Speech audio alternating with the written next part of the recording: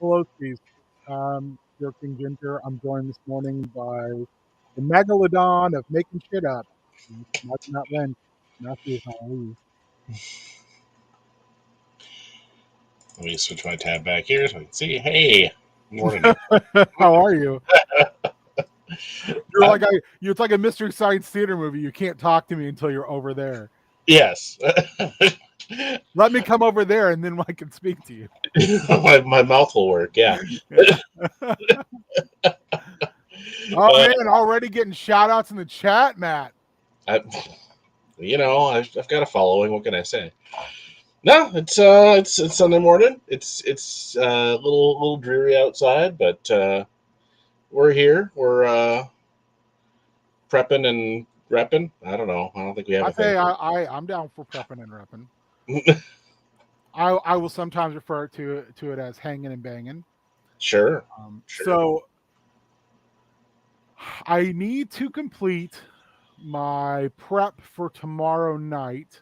All right. So if we get a chance to go back to that, that's cool.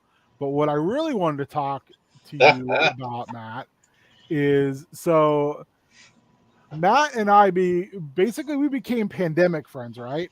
Yeah, pretty much. We hadn't. I mean, yeah, we had never actually met. I mean, we'd been in the same room, but Yeah. we'd spoken. Same at the same shows and all kinds of weird stuff like that. Yeah, But yeah. but it wasn't until the pandemic that we really started, talking in any capacity. So Matt and I share a love of a bunch of weird stuff. Well, sure. But you sent me a small comic strip. Like I don't know how long ago you sent this by It Kyle was. Starks. I had ran into it, and I can't remember. Oh, because I think it was during the pandemic. Kyle Starks did a like a no, it wasn't a humble bundle, but a kind of a deal through like Gumroad or whatever. It's like, hey, here's like everything that I've ever done that's not like physically published. Mm-hmm. And I'm a big fan of his. So, like, if I should send you some of the other stuff I got there because there's some the Legend of Ricky Thunder, um, who's just like he's a indie wrestler who ends up having to these aliens show up and they're like, bring us your champion. And he just kind of, is there in the park where they land and ends up having to wrestle this alien for the fate That's of Earth. amazing. Yeah, it's really good. His great punch captain stories. But anyway, as part of that was a 9-pager he did, I think, for the Atomic Elbow fanzine, which I think Dave has contributed to in the past as well. He has. He has. How would you describe his work? It is. I mean, to put it into a vein that a lot, is probably going to make the most sense to the majority of people. Stylistically, it's got some Rick and Morty to it. His art style, it's got a little bit of that, and I think he actually wrote the Rick and Morty comic for a while, which is insane. But he's just a huge fan of like 80s pop culture and 90s pop culture. So he did Sex Castle, which is basically just, your typical 90s action movie. And yes, inspired by Sex and Hardcastle. He did Kill 'Em All, which is, another like 90s action movie, kind of a Die Hard riff. He did Big Rock Candy Mountain, which is about train hobos in the 30s versus Satan. Um, All of which should be their own little like 3-page RPG games. I mean, all of it. I mean, he's got this great like cinematic flair. Um, it's all very tongue in cheek, except when he's doing really serious stuff. Which he's got a new book coming out, I think, in next month called "Fuck This Place."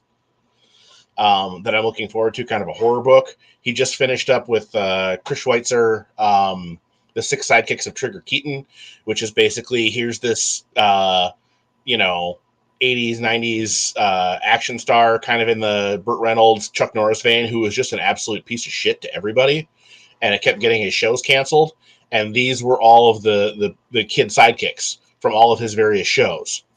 And he gets murdered, and they're all suspects because he was a massive piece of shit. So they band together to figure out who did it. That's great. Oh, it's amazing because one of them was it was like a Knight Rider type show, and one of them is like Frankenstein PD or something, where he was like the experienced grizzled cop partner to a Frankenstein cop. The amount of high concept stuff that he's able to just rattle off is insane. I gotta just give you a stack of his stuff because Big Rock Candy Mountain, especially. I mean, it's ridiculous and over the top, but every time I read it, it makes me fucking cry because it's so heartfelt. Well, I would say the same thing about Hard Times. There's genuine sentiment there. There is. I would also say, and I can't think of the artist's name off the top of my head right now for some reason. He's got an art style that I find similar to Jack Flag. Or Jack Staff, excuse me. Paul Grist. Paul Grist, yeah. There's definitely Paul Grist in there. Super clean. It's got a very interesting, like, he does not shy away from alternative body types. So not everyone looks the same. I mean, and he's got everything's got a very simplistic but very expressive facial features.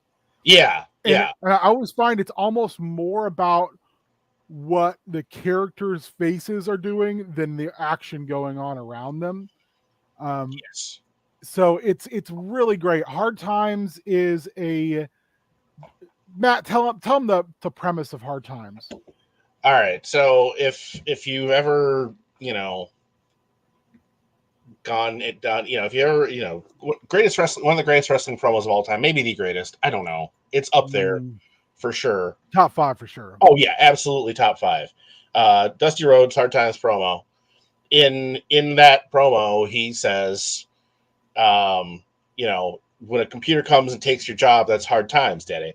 And Tom, Daddy. This basically takes that chunk of that and goes from there and says, Dusty knew the computers were coming, the robots were coming, and so Hard Times is the mid-'80s NWA WCW. That's pre-WCW, isn't it? Yeah, it'd be like Crockett. It basically is everything NWA related, but nothing that Vince Sr. or Jr. had their hands in. Yeah, so it's that era of wrestling, that southern wrestling, versus Terminators, and there's a time jump after that promo and the initial exposition, and it's the last survivors versus the big Skynet equivalent, and you've got Flair who escaped and is fighting for the rest of the fallen 4 horsemen, and you've got Big Bubba Rogers for some reason, and the Road Warriors are there. Thunderfoot 2, I think, also fighting for Thunderfoot 1. But we also get we see what happened to Magnum, because Magnum was supposed to be the guy, and then he was the savior after because they went for Dusty first. They knew they had to take Dusty down. So, which actually, if you were to expand that story, it works really well as just a short story with no definitive ending, because we don't know. They're riding into battle, and we don't know if they win or lose. I agree. I think that is one of the coolest things about it is you just don't know. Yeah. But yeah, so it's, here's the Road Warriors in a Jeep with a 50 cal on it, fighting robots. How could you go wrong with that? Because you can't. I do like the story that I'm building in my head of, okay, so, does Dustin rise up? And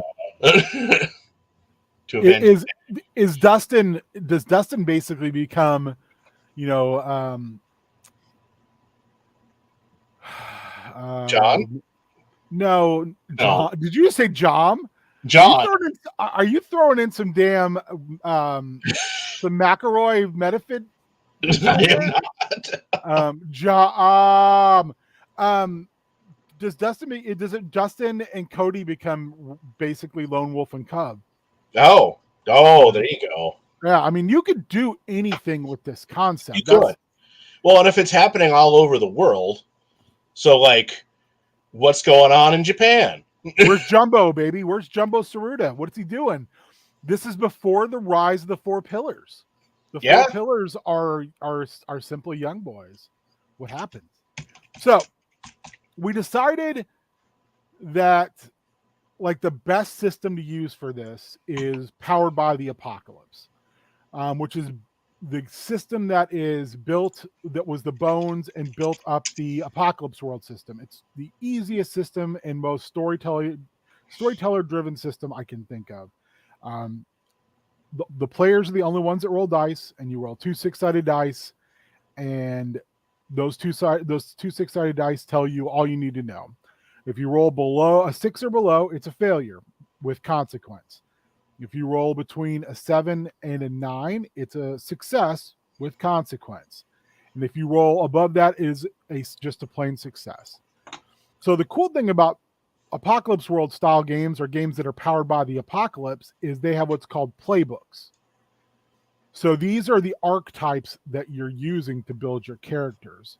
So in the Apocalypse World Prime book, there's the angel, which is basically like, you are looking out for everybody. The battle babe, which is, pretty self-explanatory. Apocalypse World, by the way, is just like a crazy post-apocalypse, somewhat Mad Max, The brainer, which is your psychic. The choppa, which is, you're the guy who finds things for everybody else. The driver, self-explanatory. The gun lugger, there are many guns, but you are the most deadly of all guns. The hard holder, you're basically, you're running shit. The hocus, you're kind of like a religious zealot. The operator, you're kind of like the person who gets other people. Oh. Savvy head, you build stuff. The Skinner, yeah, I mean, that's the basic. There's a few other ones later on, and they have kits, and then you build these kind of special abilities that people get to choose as you go along. And the other neat thing about Apocalypse World is you get to build in the histories before the game starts, your relationship with you and other players. Great stuff. So there's also a game powered by the Apocalypse called Worldwide Wrestling. I love Worldwide Wrestling. I've actually contributed content to Worldwide Wrestling. Worldwide Wrestling is a perfect way for us to take some of these moves, which is what your kind of main abilities in Apocalypse World are called, combine them together and start to build our roles out. So there's, in the original Apocalypse World, or excuse me, in the original Worldwide Wrestling, was the anti-hero, the golden boy, the jobber, the hardcore, the high flyer, the manager, the monster, the technician, the veteran, the wasted,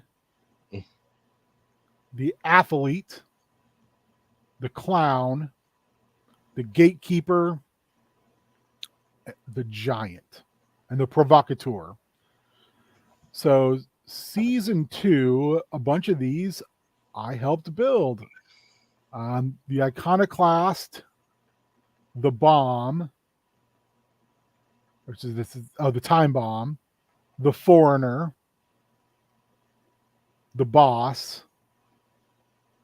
Hey, that's the one that doesn't have my extra stuff in it. Oh, that sucks.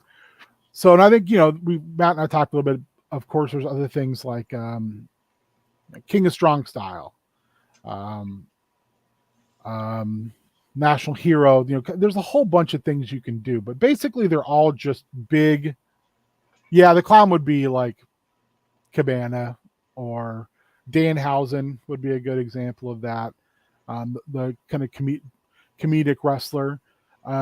So the goal is to kind of start to put together some names of classes, and I think the most important thing, which is the moves. So I think the first thing for us to kind of all of us, including you folks in the wonderful chat, what are some equivalencies we can think for post-apocalyptic movies, but then mush them into kind of your wrestling vernacular and more or less tropes. Well, that's I think the it's not entirely what vein do we want to go? Is it wrestling is real? Or I get the feeling that's what Starks was going for in his comic. So I think I want to keep as close to that inspiration as possible. So it's all shoots. It's all shootskis. All right.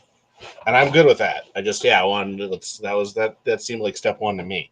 Yep. So that's what we're gonna. Because I don't think the other path, which is these are all people playing a role, being thrust into the situation, would be a bad way to go, but it would be a very different way.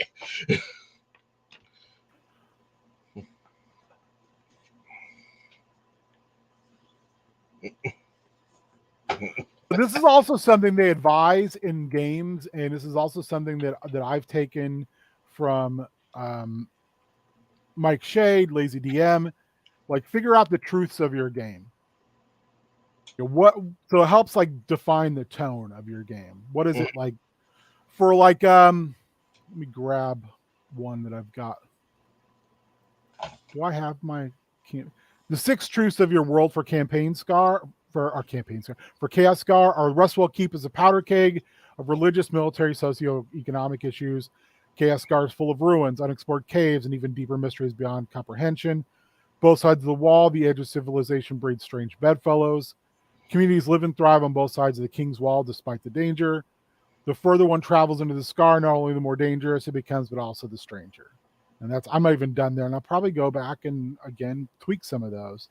But I think that's what you're looking for in a lot of ways, is building those truths that way, to have some type of elevator pitch for when you are saying, hey, here's what this game is going to be. So let's see if we can come up with 6. All right. It's all shoot, brother.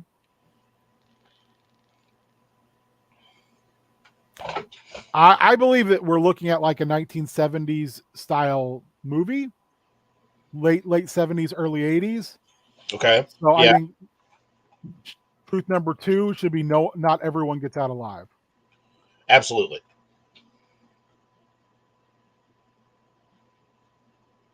And I think that's right up front. Like, hey, understand, if your character dies, like, play your characters like they're stolen cars and they're low on gas.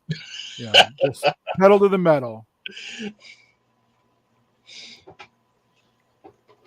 What else?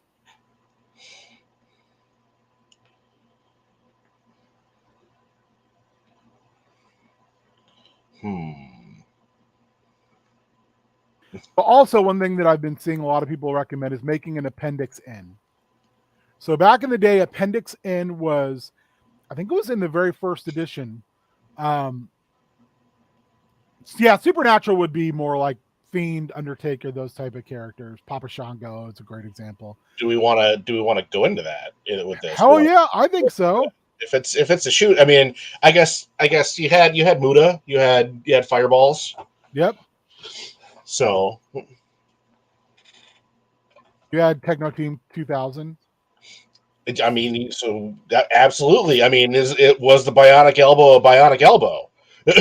Yeah. Well, we know Lex Luger had a metal in his forearm. Is that why he knew they were coming? Yep. A little tingle in that elbow. So Appendix N is like your list of suggested material people can look at and go, oh, that's the tone of the game. Okay.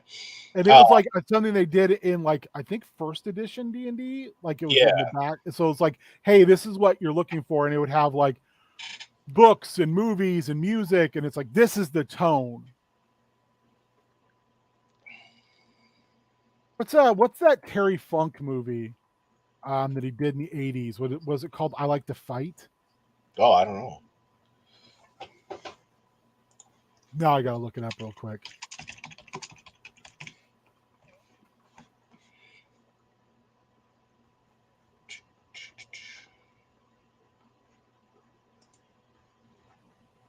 I Like to Hurt People. I Like to Hurt People.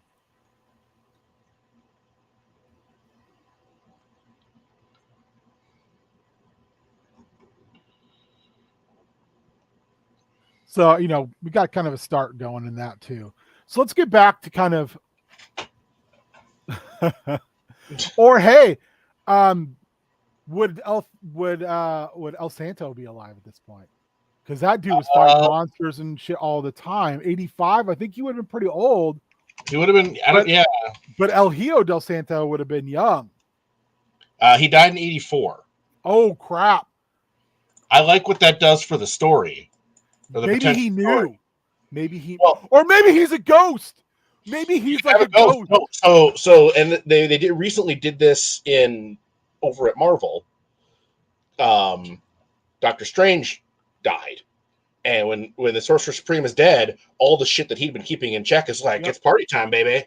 So if you've got your robots in the US, but down in Mexico, you've got fucking mummies and Frankensteins and whatnot who were in check. Yeah. Because of Santo and Blue Demon and all that stuff. And now they're starting to like, well, no, it's time to come back. Used to be I'd get press slammed into a lake or whatever, and now, oh no. Well, and also think about like at that point, when did Vampiro start? When did Gangrel start? Because what if they're actually vampires? Well, and they were being held in check the entire time by the fact that El Santo and the Blue Demon were around smashing shit. Kevin Taskmaster, what the hell's his name? Kevin Sullivan. Yeah, he was definitely around with his satanic stuff. Yeah, he and Mark Llewellyn, Deep Purple, were both around doing crazy stuff. Abdullah the Butcher. Yeah. I mean, the original Sheik. I mean, there's a lot of interesting things to draw from. I almost say ditch in my mind, like it's a great jumping off point. I almost say ditch the robots and just have it be post-apocalyptic wrestler world. And everybody's setting up their fiefdoms. So sort of like Old Man Logan. Yeah. So we need. I want to jump this to the front then. The war with the robots was fought. No one won.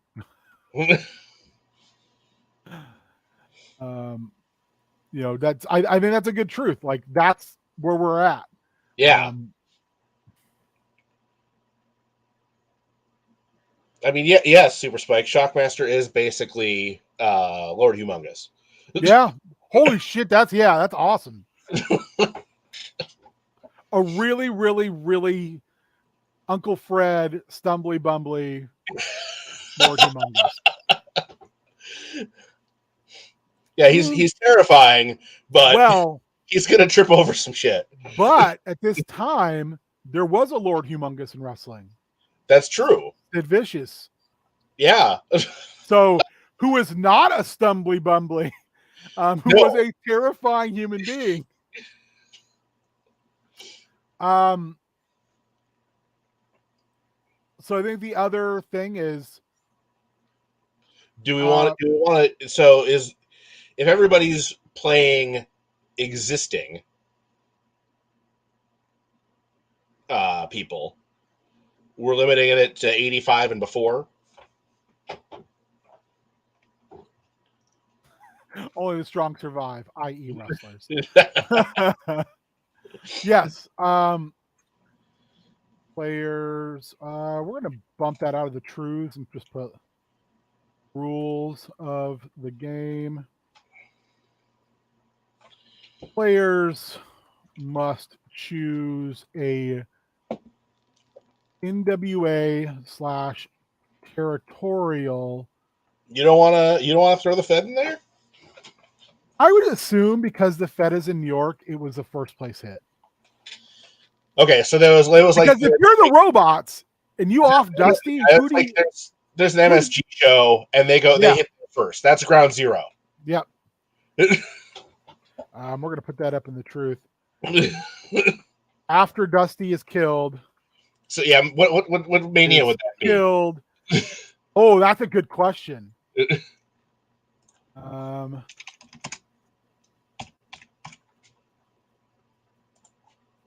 1985. That was WrestleMania 1. Oh, even better.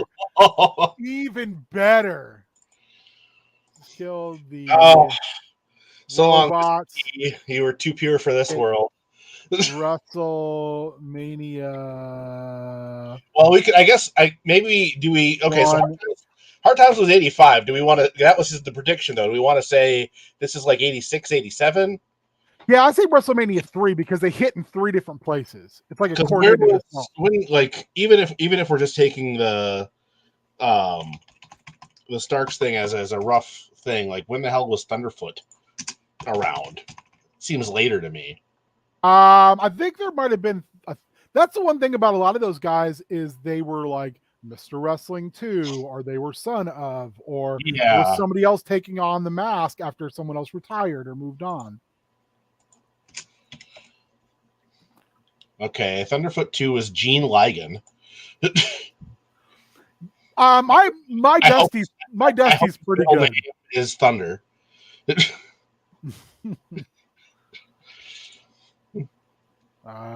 Ensuring all of Vince. Okay, so Thunderfoot was active as late as 88. So I'd almost say like 87, maybe. Employees. So yeah, WrestleMania 3. Okay. So yeah.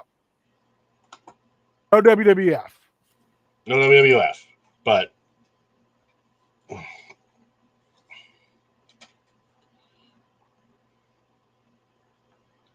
from 1987 on. Because then you can start doing things as like, when did Mean Mark Callis start? He was probably around then. I think because I think he might have been in Memphis at that time. Scott Hall was around. Yep. He was with Taker debuted in June 87. So he's dead. Well, but he was not Taker, but Callis. Okay, Callis. Yeah, he didn't debut as Taker until like 92, 90? 90. I can never remember the exact timeline of that. Yeah, he began in 87 with WCCW. Oh yeah, he was in World Class. That's right. Yeah. So also you could tie it into some serious conspiracy stuff that like all of the Von Erichs were killed by robots. So does this mean that in this world Jesse Ventura isn't a freaking nutball? Oh my god. No, Jesse's a prophet. I mean, he kind of looks like one. No. I can't remember what I was reading some article, and they described his look and said some pay-per-view as what happens when you equip one item from every one of the legendary animal sets in Red Dead Redemption 2.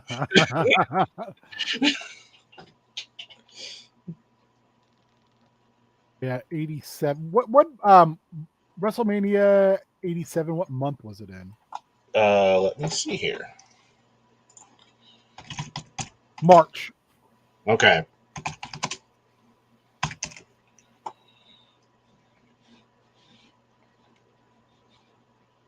Oh, that was the Silverdome. Yeah. Oh, 2 was the one that was in 3 venues. Yes. Yeah. Yeah, that was what a mess that was. The entire state of Michigan. 3 was is a Hogan Andre. So that's, I mean, radioactive crater.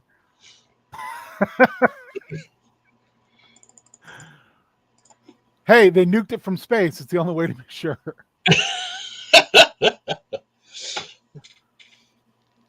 Well, so there's the original Sheik gone.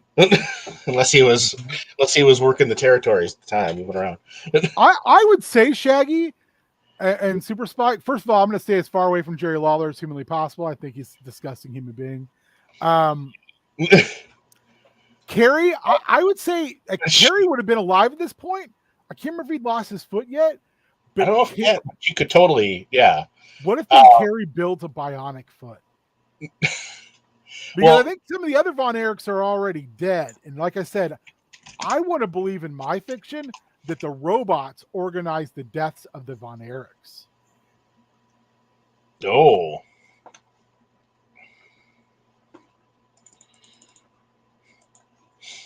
Did Andy Kaufman discover what was happening? Yeah.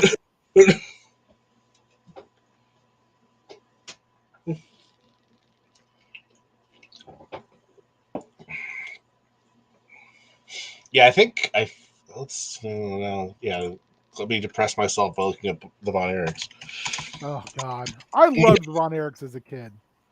They were my jam. World Class in the summertime was shown every day on ESPN. My friends and I would be playing sports and other things, and we would all go to Brian Lynch's house because he had ESPN, and we'd watch an hour and a half of World Class.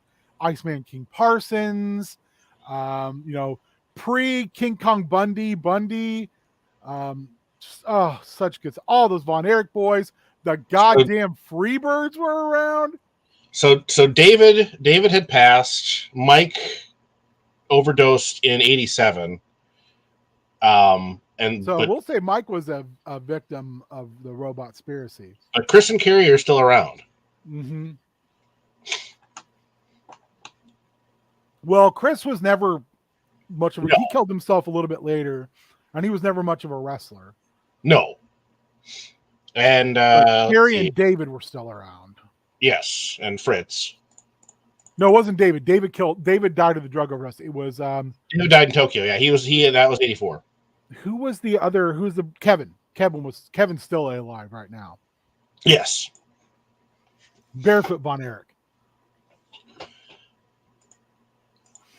Okay, so holy crap, this is going so well. I'm so excited. We may even get to the playbooks today. This is just we're working on, and in fact, we're just setting up the world. So truce to the game. What about our wrestling friends from other countries at this point? How do we want to handle that?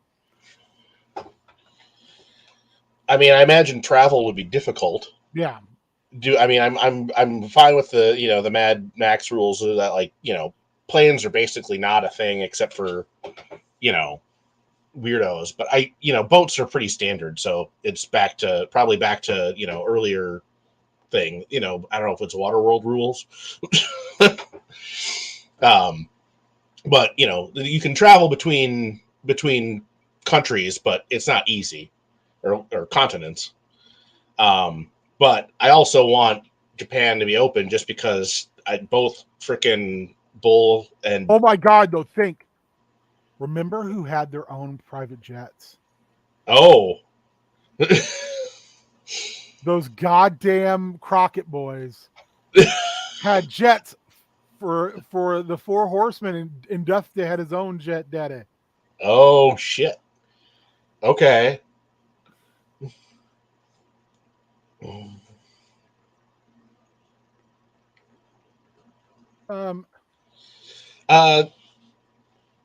Yeah, limited, because I don't want to we've got cyborgs and shit, so I don't want to limit that.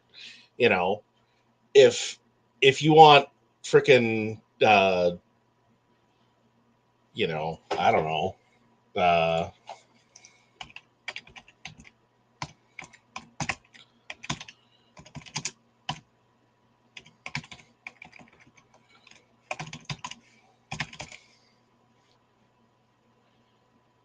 see here.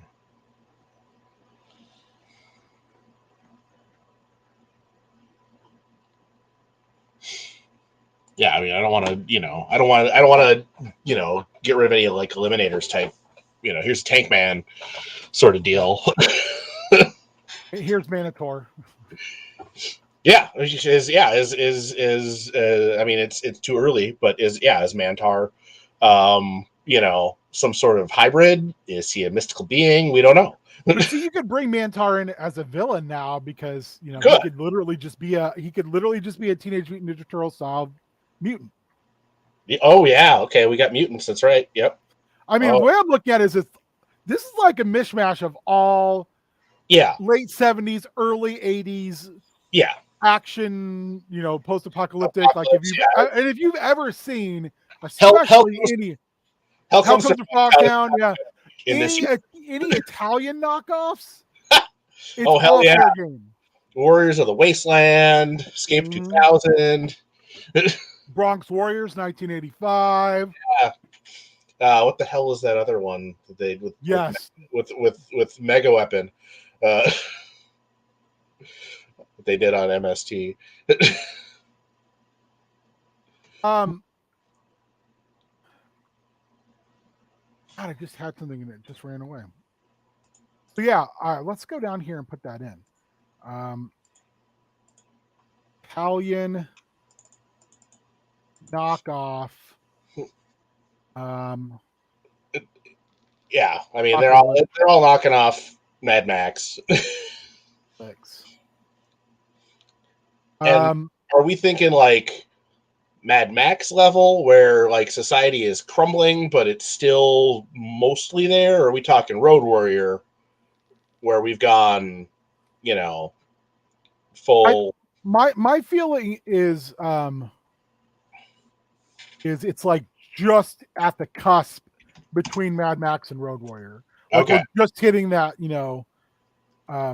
in time of like everything is now completely fucked. Let's see here. L.A. Park, who is the Laparca that if you watch WCW, debuted in '82 at the age of 16. Oh, so good. Who would want to be L.A. Park? I don't think he was L.A. Park or Laparca until later, though. But But think about that. He might end up being Laparca sooner because he has to be. The world got attacked by fucking robots. Yeah. He actually makes his suit out of bones. Oh man, you could go crazy with this like stuff. That crazy Star Wars robot, Mr. Bones. Yes. I think too, Matt. We want to look. Remains of the Americas are divided up into territories.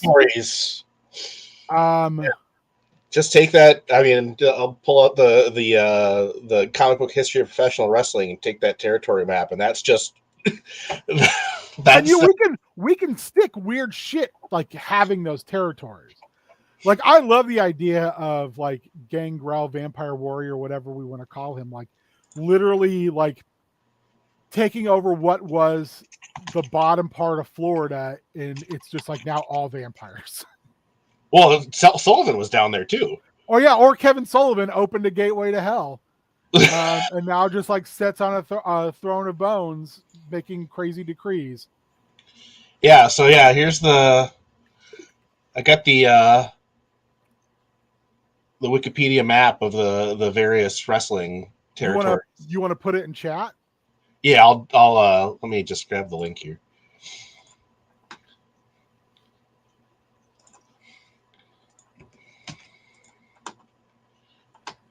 And yeah, I'm sure it's. I don't know what year this is for. I'll put it in the private chat here. Okay, let me grab it. I'm not logged into the other one.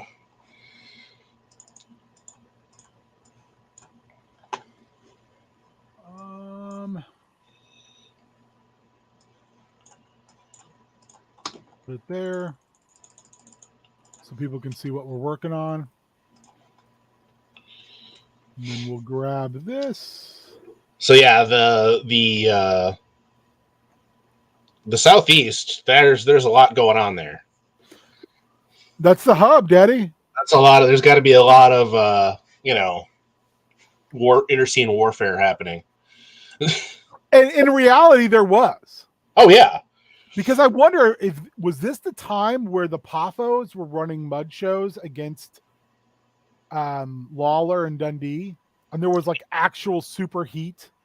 It wouldn't surprise me.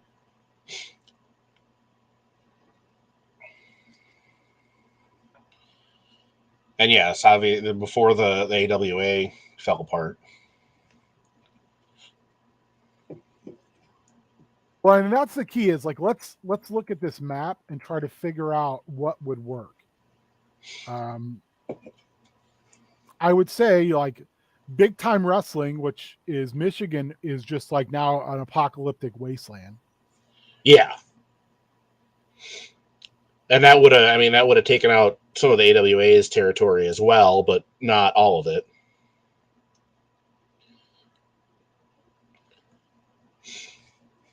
And then I suppose with the whole area that the WWF had in New York and the Northeast would be all in dispute. I would even say that New York would be like kind of like Romero's Land of the Dead, where they've just built a wall around it. It's like an inversion of Escape from New York. Okay. Well, and in the comic, the robot's headquarters was in Stamford. So, well, yeah, that works. Maybe Vince was a robot all along. Oh.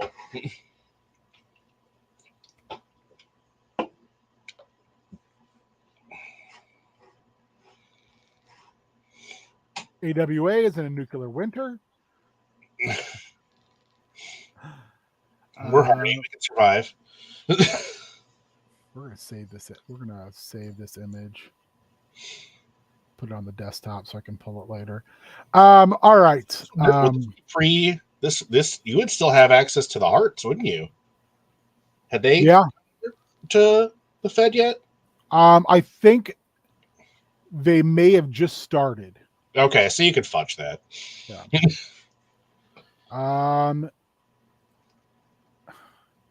NWA Heartland territory is ruled by the King Harley Race in a what the hell was that Romero movie where they rode motorcycles and thought they were knights? Knight Riders. I'm not even joking. Riders style fiefdom. That to me appeals beyond all words. Yeah, no, that's I mean, you could get didn't Lanny Poffo have a night gimmick for a minute too? I can't remember, to be honest. Somewhere in the South. Oh, Eddie Guerrero would have debuted by this point too. So world class is still a thing. So I'm just trying to go through and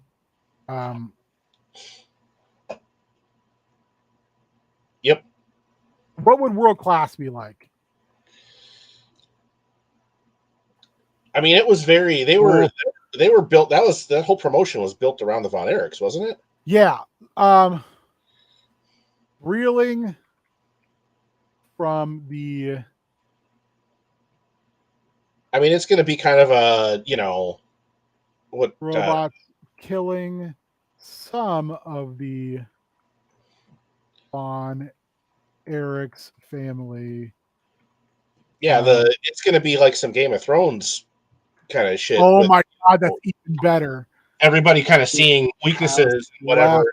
Well, because you've still got Southwest Championship Wrestling, which I think was like the Guerreros. Okay. Amarillo was the Funks. So you've got like a lot of family. Yeah. Houston was wasn't Houston Bill Watts? I think so. But I know Tri-State Mid-South was Bill Watts. It says left the entire area plus surrounding. I love that idea. Okay, so in Texas All-Star Wrestling bought Southwest Championship in '85, And and that was a Joe Blanchard. Joe Blanchard. That's like I couldn't remember.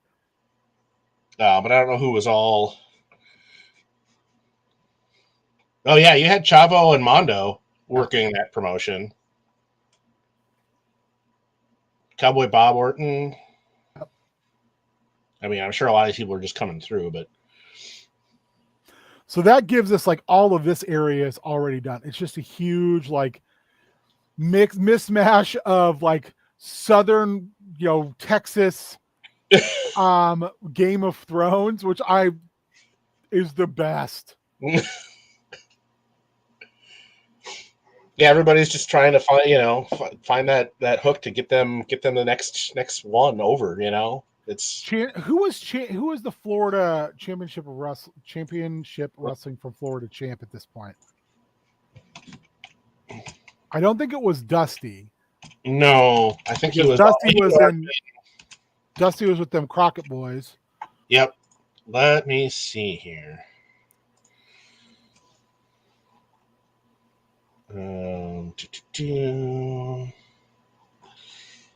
So yeah, that wrapped up at '87 as well. So that we're into that. The dying days. Yeah. Let's see here.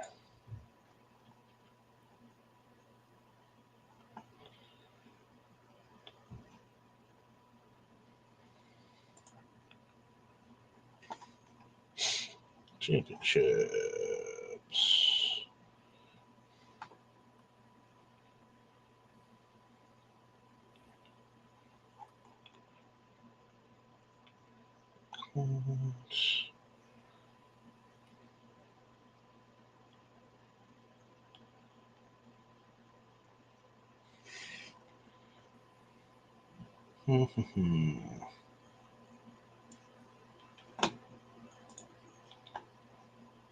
Yeah, I do like the idea of like ring announcers as like major domos. Yes. Like you've got commentators or whatever, like whispering in somebody's ear. Mm-hmm. They're all Grima worm tongues.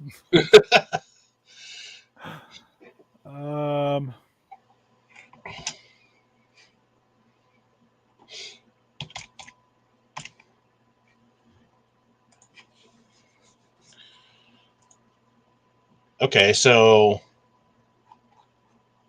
'87, you had Dory Funk, Kevin Sullivan, Mike Rotunda, Rick Rude versus the Road Warriors in Florida Championship Wrestling.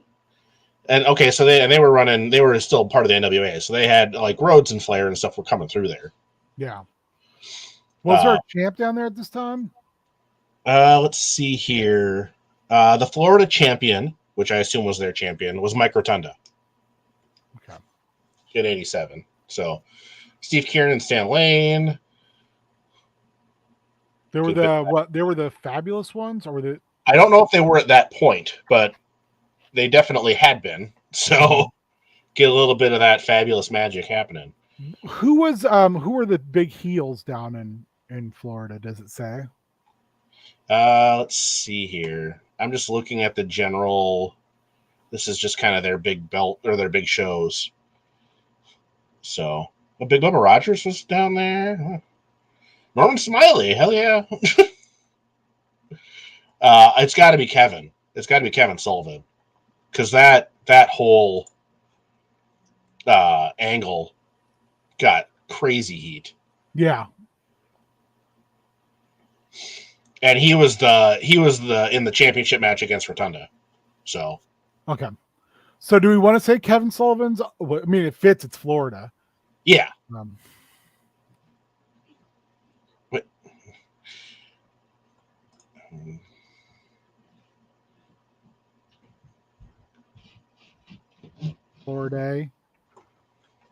Florida, and yeah, we'll just say Florida is now a hellmouth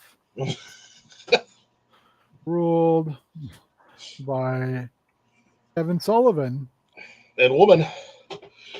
who is an actual demon.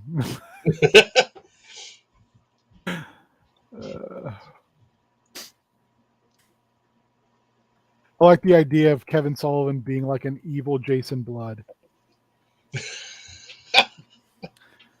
Gone, gone, the form of Sullivan. Bring forth the demon, Boston man. All right. Holy crap. Well, I think we've got a good start. Yeah, this is coming together. I like this. This is fun. Yeah, this is some wild stuff. We haven't even touched upon the playbooks, which is still fine. I'll start to like look at that as well.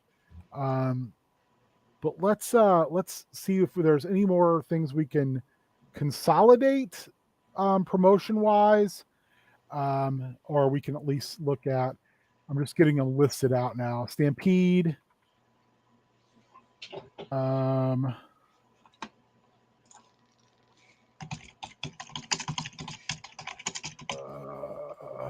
Portland.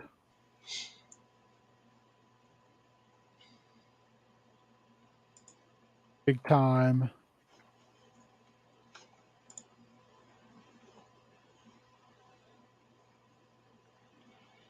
NWA Hollywood, which is crazy that's been around that long. Yeah. Okay, so yeah, All Star in Vancouver that lasted till '89.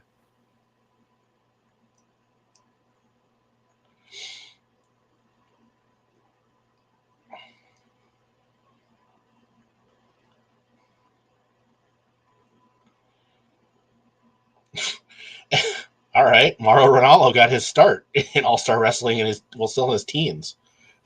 I think I'd heard that before. That's fucking crazy. So we've got Georgia Championship. I believe might have been, this is before Vince got his hands on it, so this would have been Oli.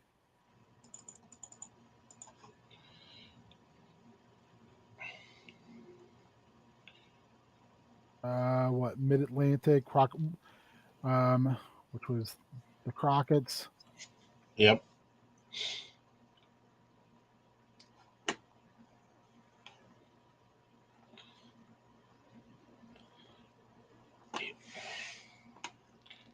Yeah, what the hell is? Trying to think, like, how much more we want to, how deep we want to cut on some of these. I think. I mean, they're all NWA territories, so anybody working in any of them is available. It's really just and I think it would be overly limiting to say, other than maybe here's the main dude in each of these, leave everything else open storyline wise, or open to player characters too. Like Continental with, I'm trying to think what was the Jarrett, was that Continental? Was Jarrett and Lawler and Dundee and all that? I think pretty sure that was Continental. Yeah, that was Jerry Jarrett. And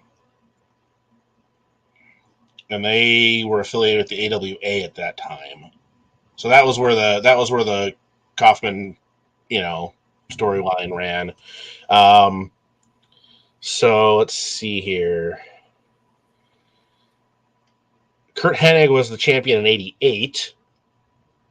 So they became Championship Wrestling in late '87 when Lawler began co-promoting with Jarrett.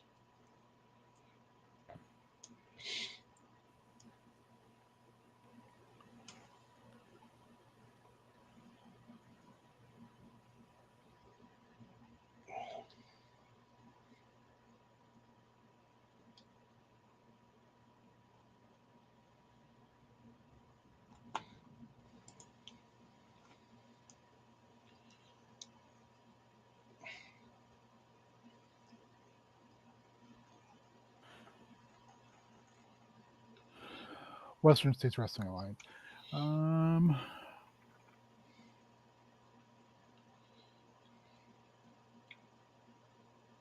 Oh yeah, shit. This would be when they were still the sheep herders and freaking madmen. Yeah.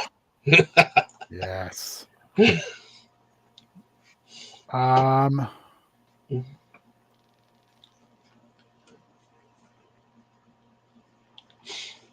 York is still under robot control, Ah, yes. ruled by the AI known as Vincent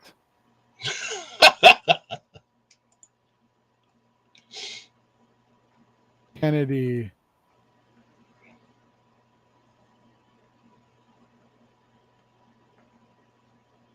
Okay, so yeah, Western States had folded by this point, so you could ignore that. Okay.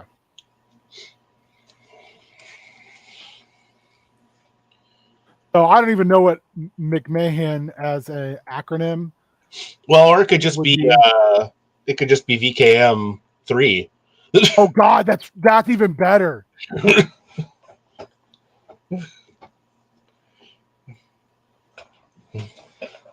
Mark III.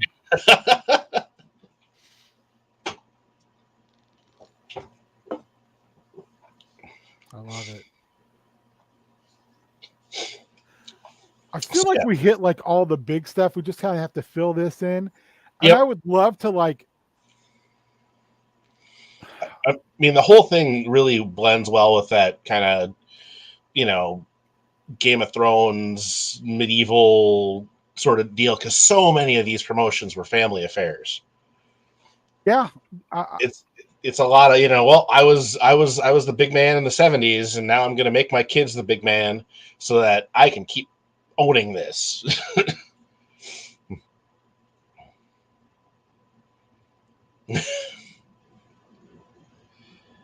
Absolutely.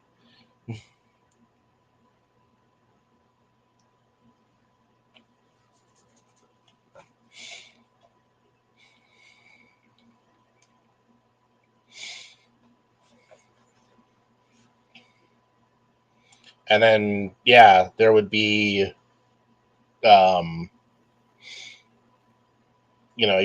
was before Four Pillars, but you still had a decent amount going on. I mean, shit, this is still before like UK wrestling kind of fell apart for a while too, isn't it? Like, you got Rollerball Rocco and Ken and Nagasaki and shit still haystacks? Are they all still I'm pretty sure they were. Big Daddy? Yep. Yep. I think we've got a.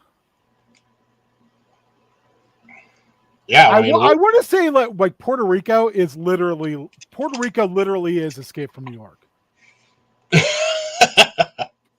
all right, yeah.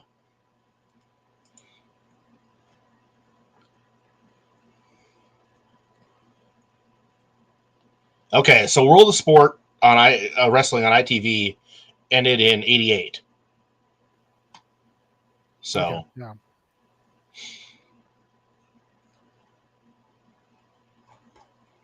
Yeah, I also wanted to have a little bit of a Thunder the Barbarian vibe.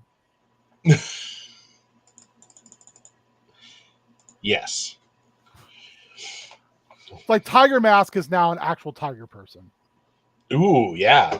He's like actually like Tufton from Commandy. Devil Masami is an actual devil. Yeah.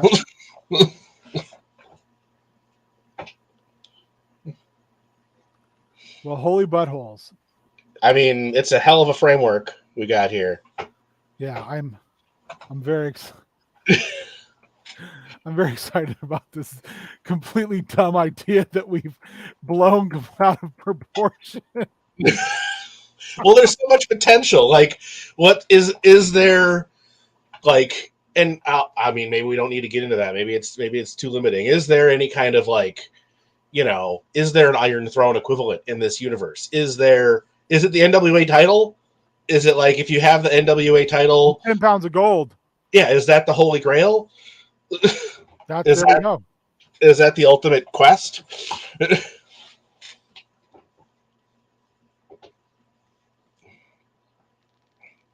I mean, I do like the idea. Like, yeah, okay, you have the belt for this territory. That means you're fucking king. You've got our tertiary title. You're that means you're knight commander or whatever the fuck. See, my the way I look at it too is almost looking at it again like Old Man Logan did when it divided the place Yeah, up in little fiefdoms by the villains. So, and they all had a slightly different vibe.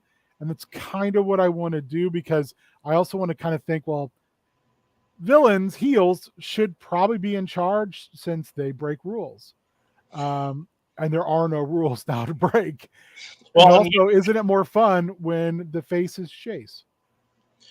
that is true, but you could also have. I mean, depending on it might be interesting to have like, well, here's the benevolent face kingdom. That's like the gold standard or whatever, and then you've got the heel there chasing. I agree that generally yes, you want the heels in charge. It's much more interesting.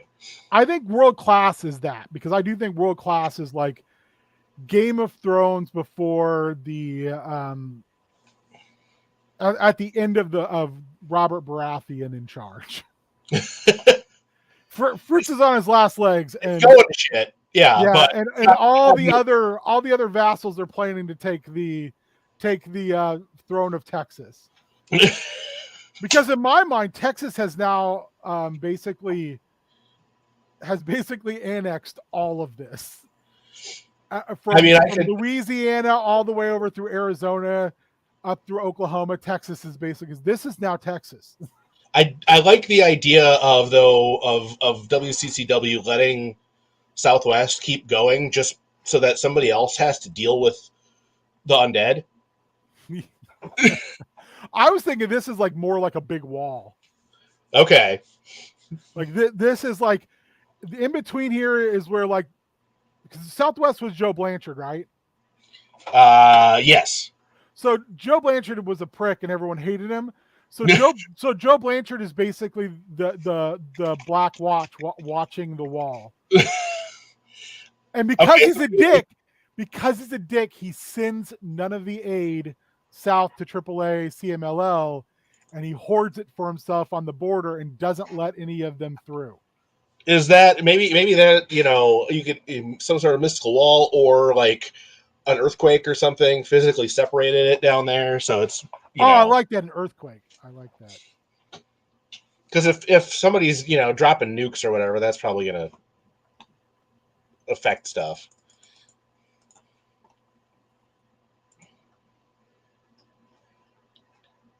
Earthquake made the so border between Southwest. Oh, see, and that time period, you're gonna have the Dingo Warrior in there messing stuff up too in WCCW.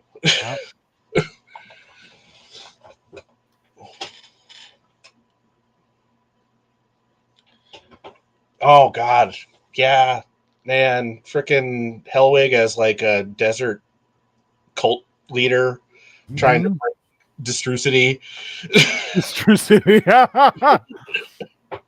Also another prophet, because he's talking about planes crashing and everything else. The Dingo Prophet. So I think that's also a thing where it's going to be like figuring out where the players want to have their adventure, and then like I'll build from there. Well, I do like the idea. Like, it would be a bitch to run combat for, but just the idea of like, yeah, let's put a bunch of wrestlers in a fucking V8 Interceptor and drive around the country. Well, it wouldn't be as bad as you think, because there is a driver class. It's true. There's a driver class. And they drive. That's like the best. I mean, the idea of somebody hitting a freaking top rope elbow, but off of a car onto a semi trailer is just. Does the nukes mean Jake the actual Snake Roberts? It does. It does. I mean, yeah. I don't want to, spoilers for for the game, but There you go.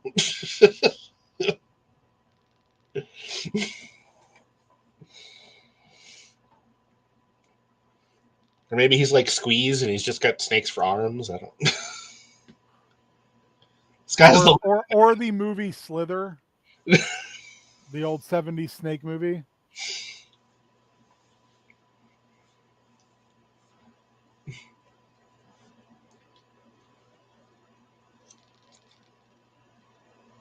Well, I think we've got gold on our hands. I know. Oh my God, Bigelow's head like Ghost Rider. Bam Bam Bigelow, Spirit of Vengeance. Oh shit, there's so much good stuff. Big Van Vader, maybe an alien. I think he was just Baby Bull at this point. Oh, because he was in AWA. That's before he went to Japan. Okay.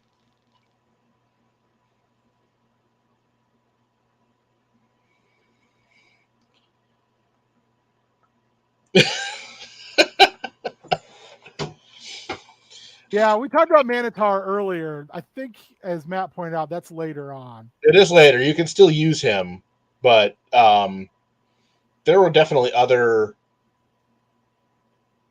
people in that vein. I'm trying to remember some of the other animal gimmicks. I mean, Tiger Mask, you know. My God. Though there's a part of me that likes the idea of Tiger Mask kind of being like God damn it, I'm blanking on the name. Oh yeah, Baby Bull as an actual Leon White as an actual bull. Fair. Oh, Yeah, it works. Yeah. There's a part of me that likes the idea of Tiger Mask rather than as a Tiger Man, as sort of a Super Sentai. I guess you've already got Liger's kind of that, but yeah. he's more of a kaiju in his way, with the containment suit and all that. Oh my God, yeah. There's so much rich fiction there to be explored. It's what I always wanted, really. It's why I loved Lucha Underground. Is it's like, yeah, all that shit is just real within the reality of this universe. Ricky the Dragon Steamboat is a triple changer, Super Spike. Yes. Yes. Oh my God. Okay. I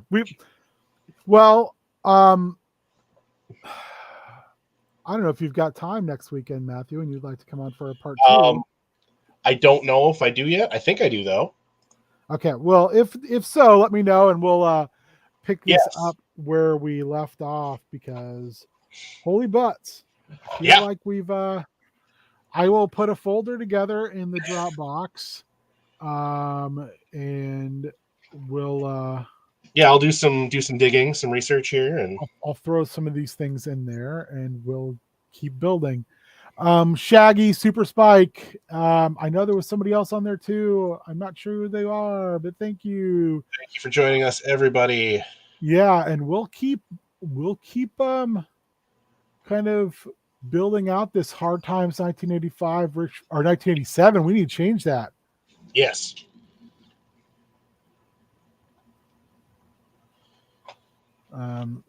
Yeah, we forgot we changed the timeline a little bit. It's that sweet spot before WWF totally took over. Yeah. Also, I love the name. That's the name of our bad movie, Hard Times 1987. Did it save?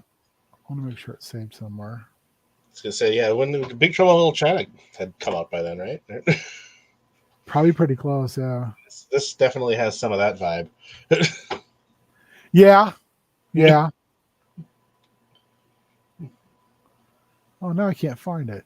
Well, anyway, I'll have to look for that. Oh, it's because it's right there in front of my face, because I'm super smart. Jeez. So we'll leave things there for this week, and I love the idea that he could turn into a dragon or a boat. Yeah. He's like the Change it. Wonder Twins, except for he's one dude, and he can only turn into two things: a dragon or a boat. Dragon or boat. Yeah, or when under super amounts of stress by his wife, he can turn into a dragon boat.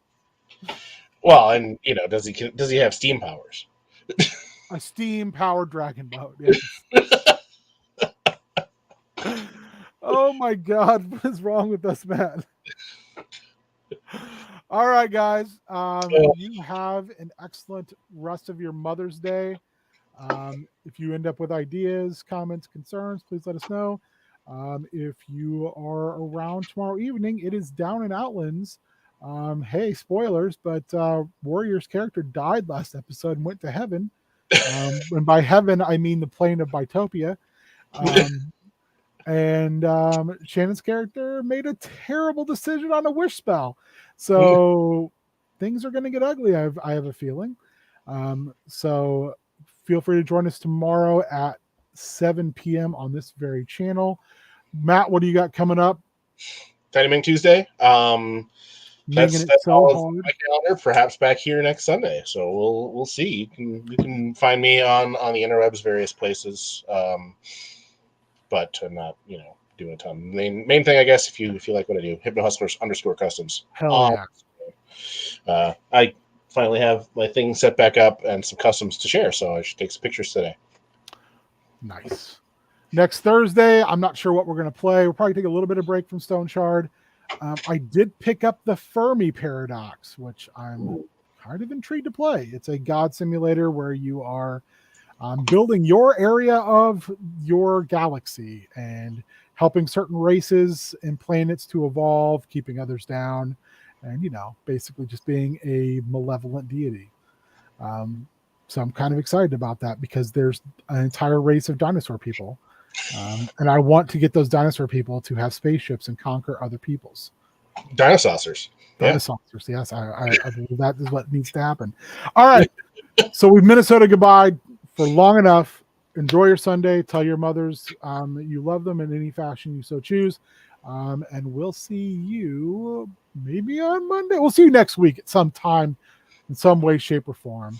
Join us when you can. We appreciate it. Whatever you can make it. Thank you. You're the best. Bye. Bye.